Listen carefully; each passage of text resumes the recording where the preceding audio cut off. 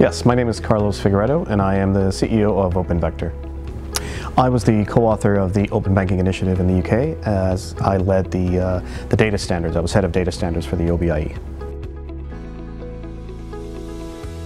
Open banking is a unique opportunity that we have in the financial sector like no other opportunity we've ever had to truly look at the collaboration between fintechs, banks, and a regulatory framework to create products and services that will benefit the consumer.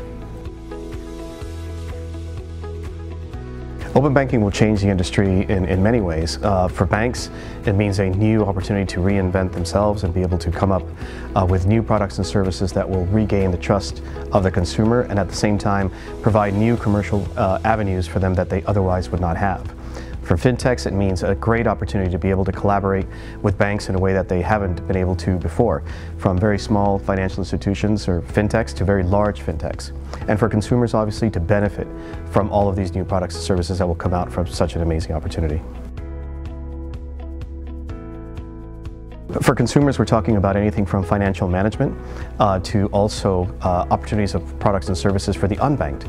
So in the current traditional banking structure, the unbanked or anyone that would be considered of high risk would not be able to engage in traditional banking structures and products like they would with open banking. Where with open banking, fintechs will now be able to access consumer-based data or financial data to be able to create these new products and services that will hopefully benefit not only the bank but the unbanked. So corporates is definitely an area that is being looked at now by open banking, where before corporates were pretty much only true B2B. Where now corporates are looking at open banking to see how they can benefit from some of the structures that it will offer. Anything from financial management to also supply chain and other things that financial products and services may bring. So we're now looking at not only open banking, but as we move on to open finance, here is where corporates may play a key role.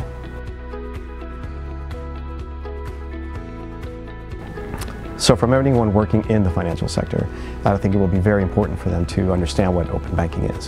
Why? Because open banking is opening up channels of new opportunities for banks, meaning new products, new services, and taking them into areas where banks in traditional banking have never incurred. So I think it will be very relevant for anyone working in the financial sector to understand and be involved in this as we look at consumer-based or consumer-centric services.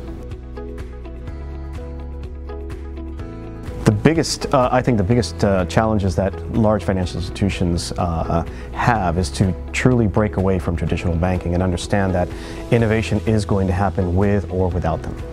And this means that if banks do not change to be more consumer-oriented and understand the need of current and future consumers, they may risk disappearing as we know them, simply because innovation and the large big techs are realizing that we need banking, but potentially not banks. So more than anything, banks need to truly realize this opportunity, not seeing as a regulatory checkbox, but really as a new commercial opportunity of which they need to embrace.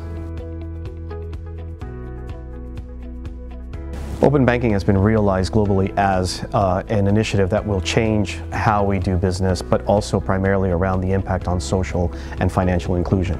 Open banking has been realized globally as an opportunity to reach out to consumers that we otherwise would have never been able to through traditional banking. This means, for example, the likes of farmers or people that are in small cities outside of larger cities of which they do not have access to financial institutions or any kind of financial product or service. So this is where globally it's been seen as a huge opportunity to reach not only the current consumers of today, but also the unbanked or the consumers that we have not been able to reach.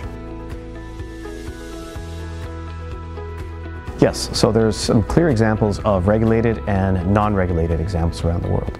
So we have the likes of the UK, which is a fully regulated open banking implementation, as well as Mexico and now Australia.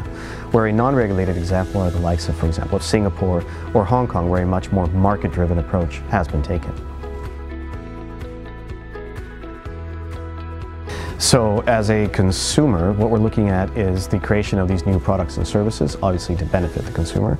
But as we move forward into open finance, as a consumer, I will now have the opportunity to expand into having not only my open banking services, but now also engaging and implementing other sectors into the open banking opportunities or services that I have today. So an example of that would be an aggregation application where I would have all of my bank accounts in a single application. So different bank accounts in a single app, but I could also have my insurance policy, or I could have my funds or other assets that I would like to have or that I have all combined in a single application. So easier financial management products and services at my reach.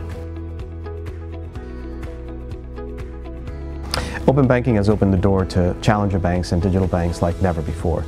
This has been a huge uplift in the market because we're seeing a challenge directly to the top financial institutions, but also from fintechs. We're seeing big fintechs, like the Google, Apple, Facebook, or Amazon, now coming into the financial sector and competing for that market. But we're also seeing very, very small fintechs that otherwise would have just disappeared, realizing the opportunity of open banking and how they can impact the market.